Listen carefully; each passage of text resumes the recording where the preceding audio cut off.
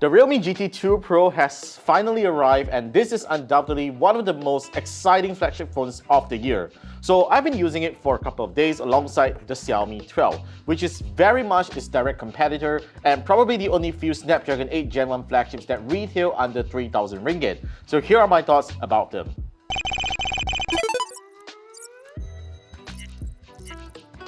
Now, it's easy to tell the benefits between these two flagships by just looking at them alone. The Realme GT2 Pro has a much larger display at 6.7 inches compared to the Xiaomi 12's 6.28 inches display. Though they both have 120Hz AMOLED displays, the Xiaomi 12 feels more premium with curved edges and a frosted glass back. It is also easier to handle than the GT2 Pro with its compact size. However, the GT2 Pro's display is a more power-efficient LTPO AMOLED display that can go down to 1Hz refresh rate when needed, and also pushes a higher 140/40p resolution. I personally prefer its flat corners compared to the Xiaomi 12 and really like the biopolymer back as it offers a good grip, and just in case you drop the phone, you have one less glass to replace. But this material can get dirty if you don't put on a case, and fortunately, Realme has included a really nice protection case inside the box that feels more robust than the Xiaomi 12's TPU case. Though I appreciate the design efforts of Japanese designer Naoto Fukasawa, who is famous for minimalist Muji furniture, his signature right here on the GT2 Pro's back can feel obtrusive, and I wish Realme could have just put that on the packaging or somewhere that's more subtle, or probably just let me customize the back with my name or emojis. Now, these phones feature in-display fingerprint readers that works way better than the Galaxy S22 Ultra. But compared to the Xiaomi 12, the GT2 Pro has a better placement that feels more natural when I place my thumb on it, whereas the Xiaomi 12 feels a little bit lower and it's hard to reach at times. In terms of haptics, the GT2 Pro's vibration motor is a little stronger than the Xiaomi 12's at maximum intensity, which I think would be better if you're someone that always put your phone in on vibration mode and want to be notified of any incoming events. These phones have stereo speakers that can sound really loud with no distortion at maximum volume. They sound equally good in my test, but there are times I prefer the Xiaomi 12's warmer and slightly heavier bass sound profile. Here's a speaker test and let me know which one you prefer.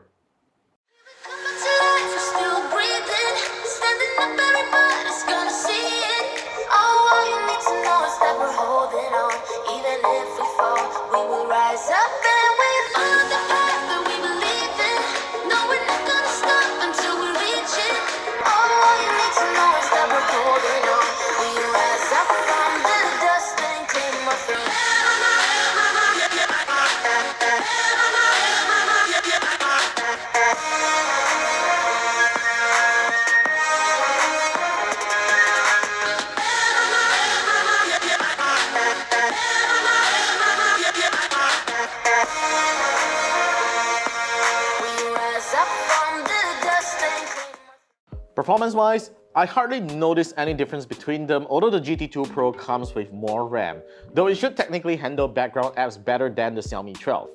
These phones are snappy performers and have never slowed me down in all the things I do, except for the fact that the GT2 Pro can sometimes have inconsistent refresh rate when scrolling in certain apps such as Instagram and when I'm working on the YouTube Studio app, which could be Realme's optimization for its adaptive refresh rate, but even when I fix it at 120Hz, it is the same. When it comes to gaming, I ran the 3D Mark Wildlife benchmark several times on these phones, and the Xiaomi 12 still scores way behind the Realme GT2 Pro, which is surprising because they have the same SoC. It is even more obvious when I run Genshin Impact with the highest graphics setting on 60 frames. The Xiaomi 12 has frame drops as you progress in the game. Even though the GT2 Pro isn't perfect, it maintains a smooth gameplay experience most of the time, only with some minor stutters. Both phones can get equally warm after extended periods of gaming. The camera department on these phones are interesting because their primary cameras are the same 50-megapixel Sony IMX766 sensor. The GT2 Pro is complemented by a 50-megapixel ultra-wide and 3-megapixel microscope lens, while the Xiaomi 12 is complemented by a 30-megapixel ultra-wide and 5-megapixel macro lens. I'll be focusing on the main and ultra-wide lens in this comparison and put them to the test in night photography with their AI modes turned on. As you can see, the Realme GT2 Pro produces more favorable photos than the Xiaomi 12 with brighter highlights and contrast, but there are times it oversaturates photos. The Xiaomi 12 produces a cooler color temperature, and while some photos couldn't get as bright even in night mode, I feel that it is closer to the actual scene, which some people might actually prefer. Switching over to the ultra-wide cameras, the GT2 Pro is the clear winner here with better details as it takes photos at the pixel bin resolution, which makes it one of the best low-light ultra-wide cameras I have seen this year. As for the 32-megapixel front-facing cameras, I favor the image quality of the Xiaomi 12 as it has slightly better brightness and detail.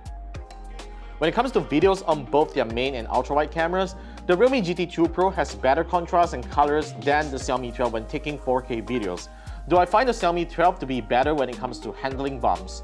Both phones can't switch lenses on the fly while shooting, and the GT2 Pro lacks the option to shoot 4K 60 frames, which is a shame. Switching to the front cameras, the Xiaomi 12 takes the win here with support for 1080p 60 frames, and it has far lesser noise and grain than the GT2 Pro. The Realme GT2 Pro may have a 10% larger battery than the Xiaomi 12 at 5000 mAh, but in my brief real-world test, I don't find the battery lives to differ that much, though the GT2 Pro will have around 6% more battery when I end my day. On regular use, both phones will definitely require a daily charge, and I'm thankful with their respective super fast chargers, though I have to give it to the Xiaomi 12 as it supports faster USB PD charging speeds compared to the GT2 Pro.